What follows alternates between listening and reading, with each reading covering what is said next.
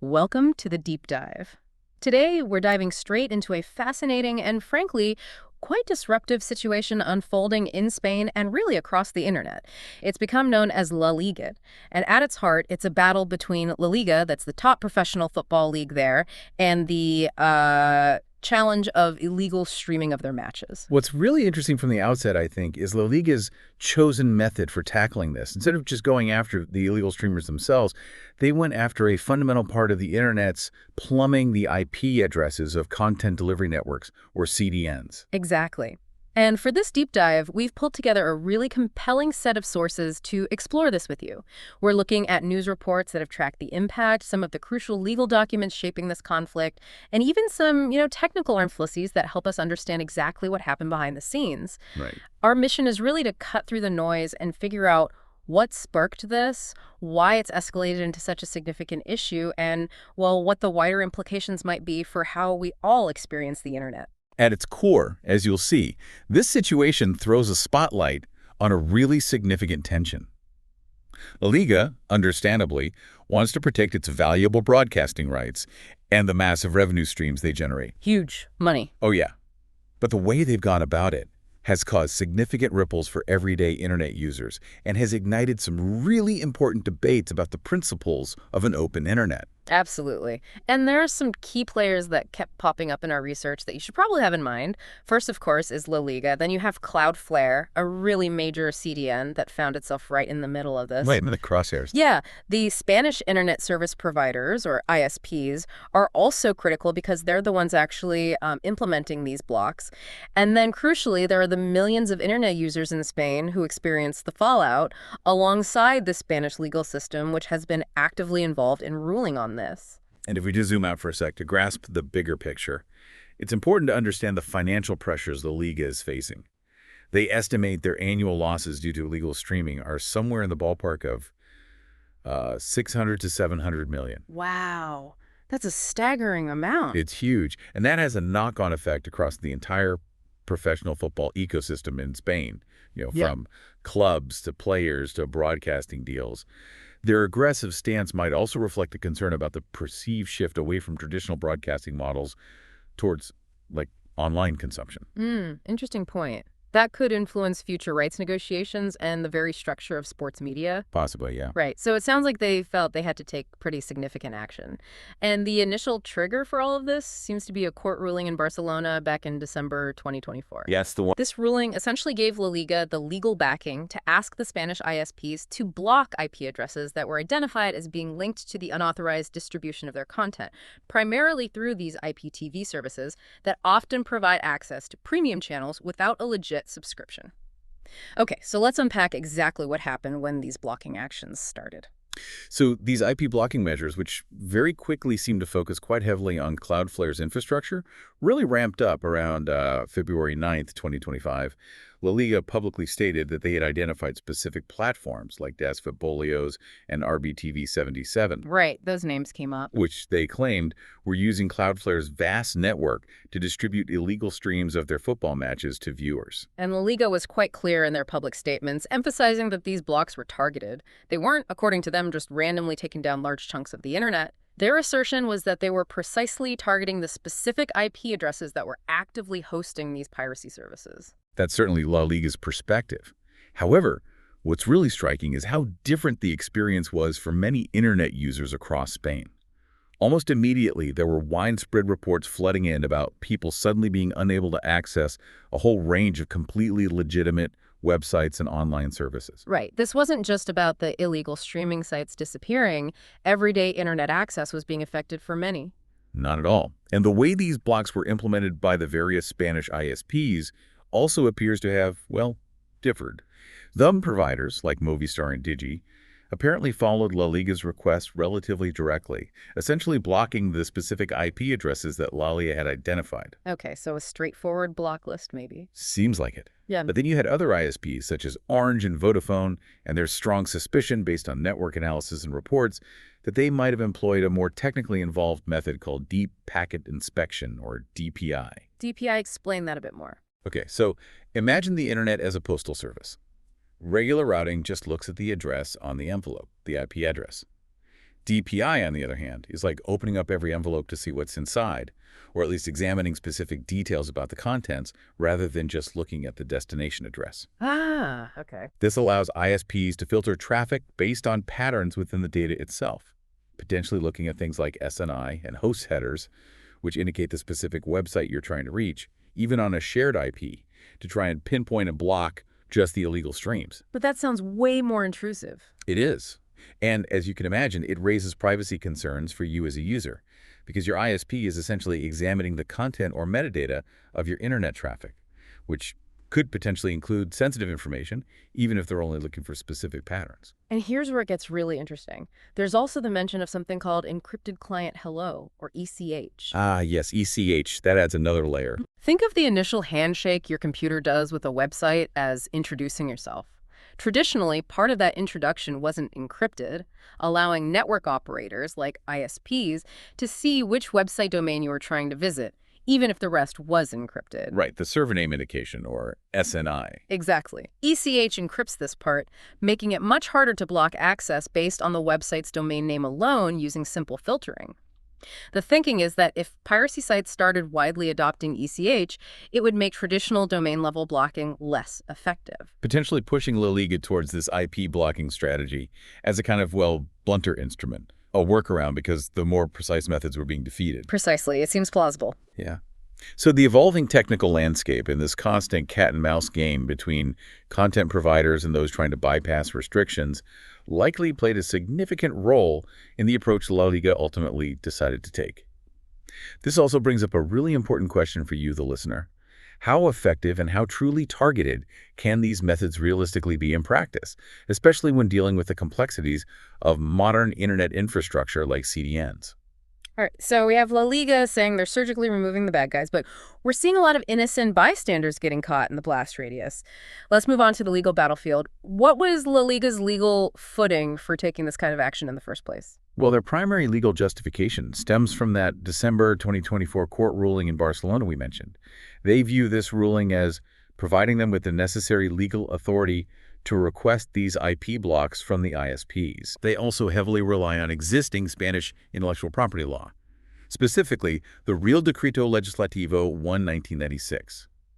This law essentially outlines the legal framework for protecting audiovisual rights and provides avenues for rights holders to seek action against unauthorized distribution.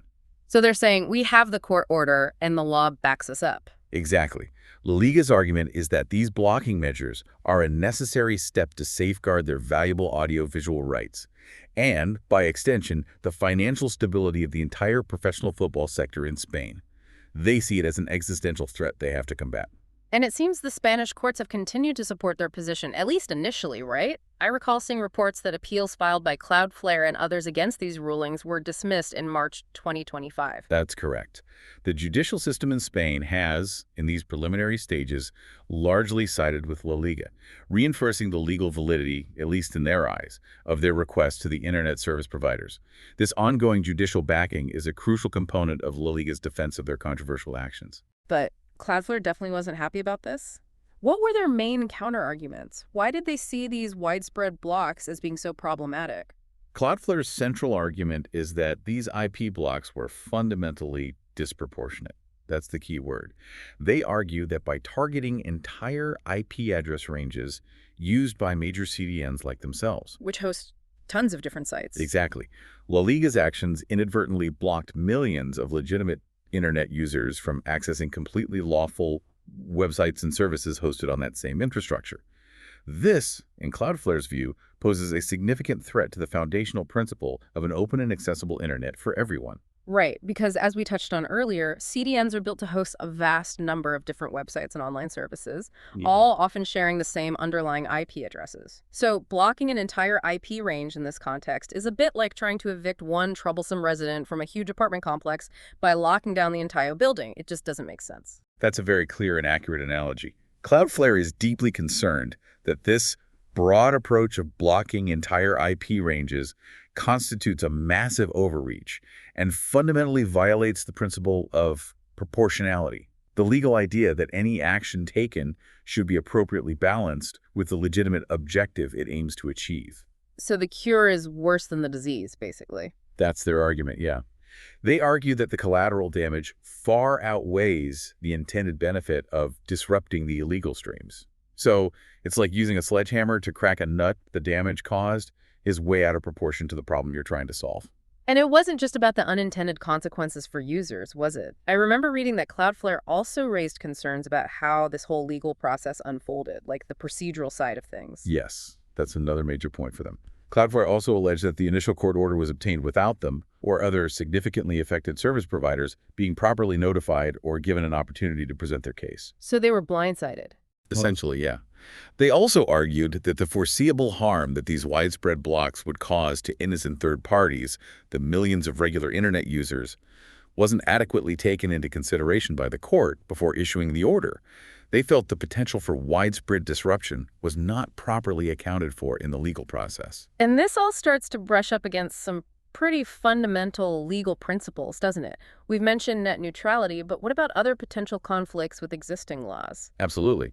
There is a very real and ongoing debate about whether these IP blocks conflict with both Spanish and European Union laws that are designed to ensure net neutrality. Remind us what that means exactly. Sure. Net neutrality is the principle that all lawful content and traffic on the internet should be treated equally by ISPs and not be subject to discriminatory blocking, throttling, or prioritization. By selectively blocking access to specific IP addresses, even with the intention of targeting illegal content, you could argue that LaLiga, through the ISPs, is essentially influencing what content internet users in Spain can access, potentially violating these net neutrality principles. Okay, so it's clear that these blocks had a ripple effect far beyond just the intended targets. Let's delve a little deeper into this collateral damage. What were some of the specific legitimate websites and online services that were reported as being inaccessible due to these blocks? Oh, the list was extensive. The reports that emerged really painted a picture of significant and widespread disruption across a huge range of online services that millions of people rely on every single day. We saw major platforms like ChatGPT, Instagram, Bluesky, X, formerly Twitter, even GitHub, which is absolutely crucial for software development and countless businesses. But it didn't stop there. Incredibly, even banking websites and the official online presences of some Spanish football teams themselves were reported as being temporarily inaccessible to users. Wait, even the team's websites, the teams La Liga is supposed to be representing? That's almost hard to believe that fans might not have been able to even access their own team's website because of an anti-piracy measure aimed at protecting the league. It sounds ironic, doesn't it? Did the sources provide any insight into the reaction from these teams or their fans? That seems like a significant own goal for La Liga. While the direct reactions from specific teams weren't always front-page news, the broader sentiment online, on forums and social media, was definitely one of frustration and anger. People were asking, what is going on? The fact that even legitimate football-related sites were caught in the crossfire really highlighted the bluntness of the instrument that IP blocking can be when it targets shared infrastructure like CDNs. Yeah, it really drives that point home. And this wasn't an isolated issue affecting just one or two smaller ISPs. Users on major Spanish providers like Movistar, Vodafone, Orange, and Digi all reported experiencing these kinds of disruptions, indicating a widespread impact affecting a huge number of internet users across the country. And it wasn't just individuals trying to check their social media feeds or do some online shopping, right? Businesses and organizations that heavily rely on these online services for their daily operations must have been significantly affected as well. Absolutely. So if a small online retailer in Spain relied on a website hosted on a shared Cloudflare IP, they could have suddenly found themselves unable to take orders, directly impacting their livelihood. That puts a very real-world perspective on this. Precisely. In today's interconnected digital economy, so many businesses, both large and small, depend on these platforms for basic communication, internal collaboration, customer interaction, and even fundamental services like payment processing. These blocks weren't just a temporary inconvenience for individual users. They had the very real potential to severely disrupt business operations, impacting productivity and potentially leading to financial losses. Wow. It really underscores how blocking shared CDN infrastructure inevitably leads to this significant collateral damage, impacting not only access to legitimate content, but also, more broadly, freedom of information and expression online. It's quite striking that something with such a potentially broad and disruptive impact seems to have occurred without more apparent intervention from the key Spanish regulatory bodies. Where were the watchdogs? That's a really good question and something many observers pointed out. What's particularly noteworthy here is the apparent lack of any significant public intervention or formal investigation by key Spanish regulatory bodies. We're talking about bodies like the Secretary of State for Digitalization and Artificial Intelligence, or the National Commission on Markets and Competition, often referred to as the CNMC. CNMC, right, the Competition Authority. Yeah. Given the sheer scale of the reported disruptions and the serious questions raised about proportionality and the impact on legitimate services, this relative silence from the regulators has drawn considerable criticism from internet freedom advocates and technical experts. People were basically saying, isn't this your job? Why is this apparent lack of oversight so concerning? What are the potential risks when these regulatory bodies don't actively step in to assess a situation like this? Well, the primary concern is that this absence of active regulatory scrutiny can create an environment where potential abuses can occur, or at least where actions with huge side effects aren't properly checked. Without a clear and independent assessment of the proportionality and the collateral damage caused by these measures, there's a heightened risk that actions taken to combat online piracy, however well-intentioned the initial goal might be, can have disproportionately harmful consequences for overall internet access and the fundamental principles of net neutrality. So it sets a bad precedent. It could. It raises important questions about accountability and whether there are sufficient checks and balances in place to prevent such widespread disruptions in the future. Who's watching the watchers? Or in this case, who's checking the blockers? Let's delve a bit more into this principle of net neutrality again. How do these IT blocks in the LaLiga situation potentially run counter to that core idea of an open and equal internet?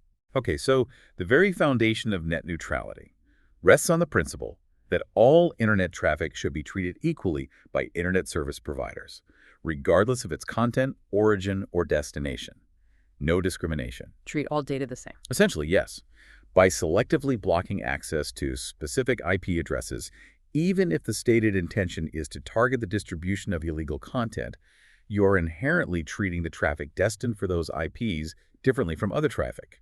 You're essentially allowing a private entity, in this case LaLiga, acting through the ISPs via a court order, to exert influence over what content internet users in Spain can and cannot access based on the infrastructure, not necessarily the specific illegal content itself in every case. Which, as we've seen, catches loads of legitimate stuff. Exactly, and this sets a potentially concerning precedent. So it's not just about blocking the illegal streams themselves, it's about the broader implications of setting a precedent where other rights holders or even government entities might be tempted to request similar broad-based blocking measures in the future. Potentially leading to a much more fragmented and controlled online experience for everyone. That's a major worry for many who advocate for an open internet. If this kind of broad IP blocking becomes an accepted and unchallenged tactic, it could certainly pave the way for more frequent and extensive restrictions on online access in response to various types of perceived rights infringements or even other concerns. A slippery slope argument, almost. You could see it that way.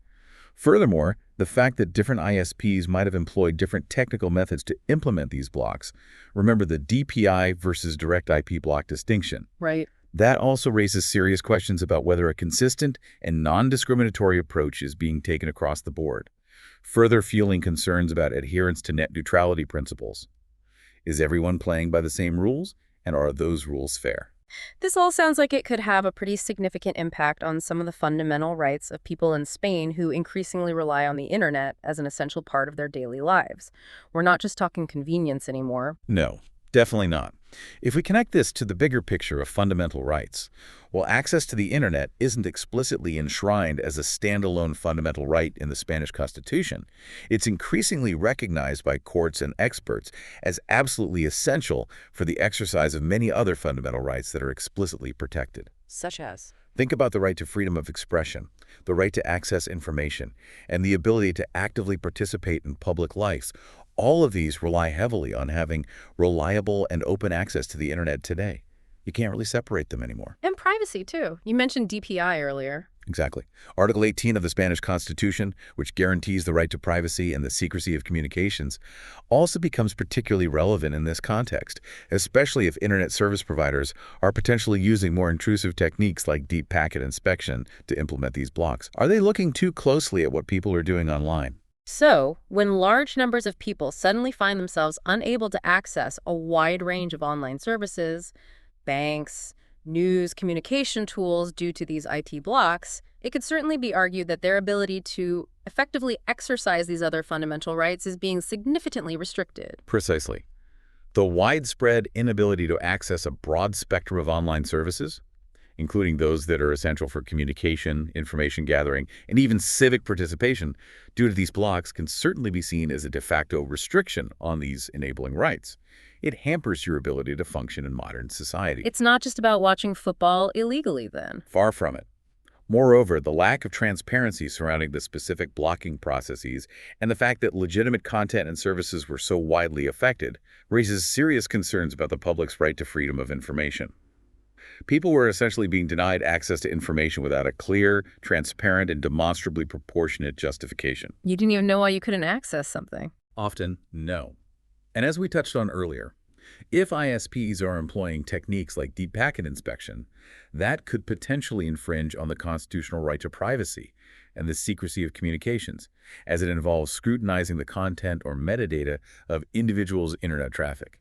Given all of these significant legal and ethical questions, it's really no surprise that there have been legal challenges and other formal responses to Laligate. People weren't just going to sit back. Absolutely not. Cloudflare, as a major internet infrastructure provider that was directly impacted by these blocking measures, was quick to respond by filing a formal lawsuit against LaLiga. Makes sense. Yeah, the primary aims of their legal action are to challenge the fundamental legality of these broad and widespread IP blocks and to seek a court order that would ultimately force LaLiga to cease these blocking actions. They're essentially arguing that LaLiga's methods are unlawful and have caused significant harm, not only to their business, but also to the broader internet ecosystem and its users. And it wasn't just Cloudflare that took legal action, was it? I also heard about a consumer rights organization getting involved in this situation. That's right. The Foundation for the Defense of the Interests of Users and Consumers, often referred to as Fundanet, also stepped into the fray by filing a formal complaint with the Spanish Agency for Data Protection, the AEPD. The Data Protection Authority, what was their angle? Their core concern is that these broad and indiscriminate blocking measures could potentially constitute a significant violation of data protection laws.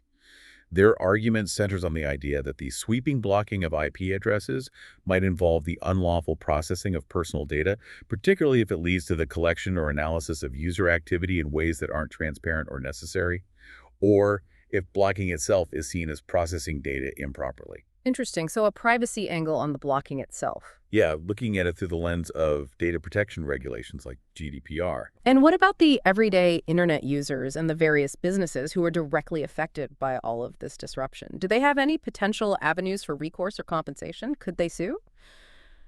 There is definitely a potential for individual internet users and businesses who can demonstrate that they suffered direct financial or other tangible damages as a result of being unable to access legitimate online services during these blocking periods to pursue individual or even collective legal actions. But that sounds difficult to prove, especially for individuals. It can be, yes. Proving a direct financial loss might be challenging for individual users in many cases. How do you quantify the damage of not being able to check Instagram for an hour?